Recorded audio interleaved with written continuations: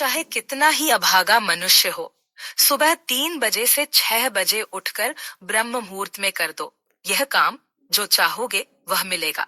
एक समय की बात है, माता पार्वती ने भगवान शिव से पूछा, स्वामी, मैंने देखा है कि चाहे कितना ही अभागा मनुष्य हो, अगर वह सुबह के समय ब्रह्म मुहूर्त में उठता है तो वह बहुत सुखी रहता है। ऐसा क्यों है? मुझे ब्रह्म मुहूर्त का रहस्य बताइए। तब भगवान शिव ने कहा, हे देवी, मैं आपको इस प्रश्न का उत्तर एक कथा के माध्यम से बताऊंगा। कृपया आप इस कथा को ध्यान पूर्वक सुनना, और जो भी मनुष्य इस कथा को पूरा सुनेगा वह कभी भी इस अवसर को अपने हाथ से जाने नहीं देगा। ब्रह्म मुहूर्त का रहस्य जानकर पूरा जीवन बदल जाएगा। भगवान शिव कथा को सुनाना प्रारंभ करते हैं और माता पार्वती से कहते हैं, बहुत समय पहले की बात है। काशी में दीनू नाम का एक लड़का रहता था। वह लड़का बहुत ही अच्छा था, लेकिन एक गलत आदत थी, वह देर तक सोता रहता था। सुबह उसे जगाने के लिए घर वाले कई प्रयास करते थे, परंतु वह रोजाना सुबह देर तक उठता था। वह लड़का कभी भी 9 बजे से पहले नहीं उठता था। जब वह वालों ने सोचा कि जब यह बड़ा हो जाएगा तो इसकी आदत में सुधार हो जाएगी, परंतु वह लड़का जैसे जैसे बड़ा होता गया, उसकी यह आदत और भी ज्यादा गहरी होती चली गई। दुनिया इधर से उधर हो सकती थी, लेकिन वह लड़का कभी भी जल्दी नहीं उठ पाता था। उसके पिता उसकी इस आदत से बहुत ज्यादा परेशान रहने लगा था। उस लड़के को ढेरों नकारात्मक शक्तियों ने वह सभी को पलटकर जवाब देता था और दिन भर उदास रहता था। इसका असर उसके स्वास्थ्य पर भी पड़ रहा था। जब उस लड़के को यह पता लगा कि उसके सारे मित्र सफलता को प्राप्त कर चुके हैं, तब वह और भी ज्यादा चिंतित हो गया और ईश्वर को कोसने लगा। वह बार बार यही कहता था कि मेरी किस्मत ही खराब है, परंतु उसके पिता अच्छी तरह से जानते थे कि उस लड़के के असफल होने के पीछे क्या कारण है। भगवान शिव ने कहा, हे देवी, फिर एक दिन की बात है। उसके पिता को किसी सन्यासी के बारे में पता चला। उसने तुरंत अपने बेटे की समस्या को लेकर उस सन्यासी के पास जाने का निर्णय लिया। सन्यासी को बेटे की आदतों के बारे में बताया और सन्यासी ने कहा कि कल आप अपने बेटे को इस आश्रम में लड़के का पिता अपने घर की ओर चला गया। उसे पता था कि अगर वह सीधे तरीके से अपने बेटे को सन्यासी से मिलने के लिए कहेगा तो वह कभी तैयार नहीं होगा। उसने अपने बेटे को अपने पास बुलाया और कहा, तुम्हारे सारे मित्र जीवन में सफलता प्राप्त कर चुके हैं, क्या तुम सफल नहीं होना चाहते हो? लड़के ने उत्तर दिया कि जरूर पिताजी, परंतु जब भी मैं अपने मित्रों से उनकी सफलता का रहस्य पूछता हूँ तो वह मुझे कुछ नहीं बताते हैं। भगवान शिव ने कहा, हे देवी, फिर उसके पिता ने कहा कि मुझे यह रहस्य पता चल गया है कि वह सभी क्यों सफल होते जा रहे हैं। तब उस लड़के ने बड़ी उत्सुकता से पूछा, क्या पता चल गया है पिताजी? कृपया करके आप मुझे बताइए। उसके पिता ने कहा कि कल सुबह तुम्हें एक सन्यासी के आश्रम में जाकर उनसे मिलना है। यदि तुम वहां पर समय से पहुंच गए तो वह सन्यासी तुम्हें ऐसा मंत्र बताएंगे जिससे तुम सफल हो जाओगे, परंतु एक समस्या है। लड़के ने कहा कि पिताजी, मैं कल पूरी रात जागता रहूंगा और सुबह सन्यासी से मिलकर आऊंगा।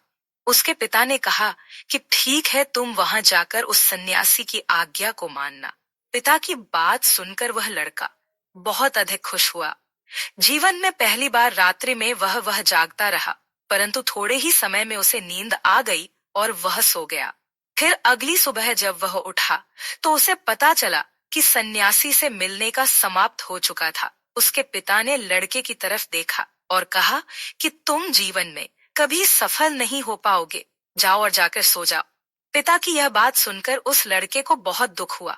उसने मन ही मन स्वयं को चुनौती दी कि कल सुबह वह सन्यासी से मिलने अवश्य जाएगा। उसने अपने पैर में एक छोटा सा घाव बना लिया, जिससे दर्द के कारण उसे रात भर नींद नहीं आई। भगवान शिव ने कहा, हे देवी, यह ऐसा पहला अवसर था जब उसने अपने जीवन में पहली बार सूर्योदय देखा था। वह तुरंत ही तैयार होकर सन्यासी से मिलने के लिए चला गया।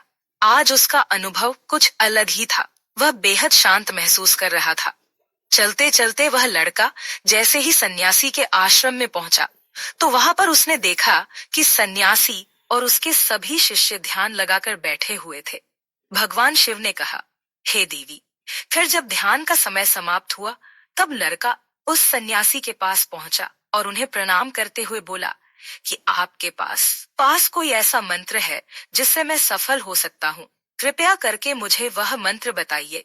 मैं भी अपने मित्रों के समान सफल होना चाहता हूँ और अच्छा जीवन जीना चाहता हूँ। भगवान शिव ने कहा, हे देवी। फिर सन्यासी मुस्कुराए और बोले, अच्छा, तो तुम वही बालक हो। तुम्हारे पिताजी मुझसे मिलने आए थे और उन्होंने तुम्हारे विषय में मुझे सब कुछ बता दिया था। मैं तुम्हें वह मंत्र अवश्य बता देता, परंतु अब लड़के ने जैसे ही परंतु शब्द सुना तो लड़का घबरा गया। उसने पूछा, परंतु क्या गुरुदेव? तब सन्यासी बोला, मैं तुम्हें वह मंत्र बताऊंगा, परंतु अगले 21 दिनों तक तुम्हें मेरी आज्ञा माननी होगी। मैं तुम्हें वह मंत्र 21 दिनों के बाद बताऊंगा। तब तक मैं तुमसे जो भी कार्य कहूंगा तुम्हें वह करना होगा। यदि तुम असफल हुए या कार्य के बीच में तुम्हारा संकल्प टूट गया तो उस मंत्र का असर नहीं होगा। दृढ़ निश्चय के साथ उस लड़के ने कहा कि मुझे आपकी सारी आज्ञा स्वीकार है। मैं अगले 21 दिनों के लिए आपका दास हूँ। आप जो भी कहेंगे मैं वही कार्य करूंगा। मुझे केवल और केवल उस मंत्र के बारे में जानना है। भगवान शिव ने कहा, हे देवी। फिर सन्यासी ने उस लड़के से कहा कि ठीक है, कल से तुम्हारा कार्य शुरू होगा। तुम इसी आश्रम में निवास करोगे। वह लड़का आश्रम में निवास करने के लिए तैयार हो गया। सन्यासी ने कहा कि यहाँ रहते हुए तुम्हें ब्रह्म मुहूर्त में उठना होगा और दूसरे शिष्यों की तरह ध्यान और तप करना होगा। साथ ही आश्रम के कार्यों में भी सहायता करनी होगी। ध्यान रहे, ये संकल्प टूटना नहीं चाहिए। भगवान शिव ने कहा, हे देवी। अब लड़का सन्यासी की बात से सहमत हो गया और अगले दिन से उसके कार्य के दिन की शुरुआत थी। इस बार उसने दृढ़ निश्चय किया, परंतु 1 सप्ताह बीतने के पश्चात ही उसका संकल्प टूट गया और वह 8वें दिन देर तक सोता रहा। जब वह नींद से जागा तो उसने कहा कि मुझसे कितनी बड़ी भूल हो गई है। वह रोते हुए सन्यासी के पास पहुंचा और कहने लगा कि हे गुरुदेव, मेरा संकल्प टूट गया। अब मैं जीवन में कभी सफल नहीं हो पाऊंगा। सन्यासी ने उसे समझाते हुए कहा कि एक बार फिर से शुरुआत करो, फिर से संकल्प करो। फिर लड़के ने सन्यासी से पूछा कि सुबह उठना इतना आवश्यक क्यों होता है और यहाँ पर सभी लोग इतनी जल्दी क्यों उठ जाते हैं। भगवान शिव ने कहा, हे देवी। तब सन्यासी ने लड़के को समझाते हुए कहा कि सुबह यानी ब्रह्म मुहूर्त में उठने के पीछे बहुत बड़ा विज्ञान छुपा हुआ है। लड़के ने कहा कि कृपया मुझे वह विज्ञान बताने की कृपा करें। सन्यासी ने कहा कि रात्रि को 4 पहर में बांटा गया है। पहला रुद्रकाल, जिसका समय शाम 6 बजे से लेकर 9 बजे तक होता है। दूसरा राक्षस काल, जिसका समय रात्रि 9 बजे से 12 बजे तक होता है। तीसरा गंधर्व काल, जिसका समय रात्रि 12 बजे से 3 तक होता है। और सबसे अंत में जो पहर आता है उसे मनोहर काल कहते हैं। इस समय को ब्रह्म मुहूर्त या अमृत बेला के नाम से भी जाना जाता है। इसका समय भोर 3 बजे से सुबह 6 बजे तक होता है। यह वह समय होता है जब पूरे संसार की नकारात्मक शक्तियां निष्क्रिय अवस्था में होती है और सकारात्मक शक्तियां सक्रिय होती है। ब्रह्म मुहूर्त अर्थात देव मुहूर्त का अर्थ देवताओं का समय होता है। भगवान शिव ने कहा, हे देवी। वह सन्यासी आगे कहता है, इस समय देवता धरती पर विचरण कर रहे होते हैं और जागृत मनुष्य पर उनका बड़ा ही सकारात्मक प्रभाव पड़ता है। ब्रह्म मुहूर्त ऐसा समय होता है जिसमें मनुष्य का मस्तिष्क बिल्कुल खाली होता है, जिसमें किसी प्रकार के कोई विचार नहीं होते हैं। और जब इस समय व्यक्ति अपनी पुस्तक खोलकर पाठ का अध्ययन करते हैं तो उन्हें सब कुछ जल्दी जल्दी याद भी होता है और यह लंबे समय तक याद रहता है। यह ऐसा समय है जिसमें हम ज्ञान को समझने का प्रयास करते हैं। इस कारण आश्रम के सभी शिष्य और संसार में बहुत से ज्ञानी लोग ब्रह्म मुहूर्त में उठ जाते हैं। प्राचीन काल में रोशनी का कोई स्रोत ना होने के कारण लोग अपने दिन का समापन सूर्यास्त के साथ और आरंभ सूर्योदय के साथ करते थे। यह एक तरीका है जिससे मानव जीवन प्रकृति के साथ तालमेल बनाकर। फिर उस लड़के ने कहा कि ठीक है, मैं कल से अपना संकल्प फिर से शुरू करता हूँ, परंतु ब्रह्म मुहूर्त में उठकर मुझे क्या क्या करना चाहिए। तब सन्यासी ने कहा कि ठीक है, मैं तुम्हें बताता हूँ कि ब्रह्म मुहूर्त में क्या करना चाहिए और कैसे करना चाहिए। सबसे पहले उठकर धरती माता पर पांव रखने से पहले सबसे पहले उठकर धरती माता को प्रणाम करना चाहिए और अपनी दोनों हथेलियों को देखना चाहिए और ईश्वर को धन्यवाद देना चाहिए कि उन्होंने तुम्हें आज का सूर्योदय देखने का अवसर दिया है। इसके बाद नित्य कर्म और स्नान करने से शरीर की ही नहीं बल्कि मन की शुद्धता भी बढ़ती है। स्नान करने के पश्चात ध्यान की प्रक्रिया होती है। ब्रह्म मुहूर्त में ध्यान की अवधि 21 दिन तक होती है। इस विधि का उपयोग तब किया जाता है जब आप अपनी कोई मनोकामना की पूर्ति चाहते हैं। यह ऐसा समय होता है जब व्यक्ति अपने आज्ञा चक्र को सक्रिय करने पर काम करते हैं। भगवान शिव ने कहा, हे देवी। आगे वह सन्यासी कहता है, आज्ञा चक्र दोनों भौहों के बीच होता है। यह संकल्प का स्थान भी कहा जाता है। अगर इस चक्र पर ध्यान केंद्रित किया जाए और अपनी मनोकामना को बार बार दोहराया जाए तो मात्र 21 दिनों के भीतर वह मनोकामना पूरी हो जाती है। अगर आपके मन में कोई अधूरी मनोकामना है और आप उसे पूरी करना चाहते हैं, तब उसे सबसे पहले उस मनोकामना का स्पष्टीकरण कर लें। आपको क्या चाहिए यह निर्णय अवश्य कर ले। इसके बाद ध्यान की विधि को शुरू करें। ब्रह्म मुहूर्त में स्नान के बाद एक ऐसा स्थान चुनें जहां पर वायु का प्रवेश हो। ध्यान में शुद्ध प्राण वायु का होना आवश्यक होता है। ध्यान की मुद्रा में रीढ़ हड्डी सीधी होनी चाहिए, साथ ही गर्दन भी सीधी होनी चाहिए। सुखासन की अवस्था में दोनों हाथों को घुटनों पर रखकर आंखें बंद करके बैठ जाएं।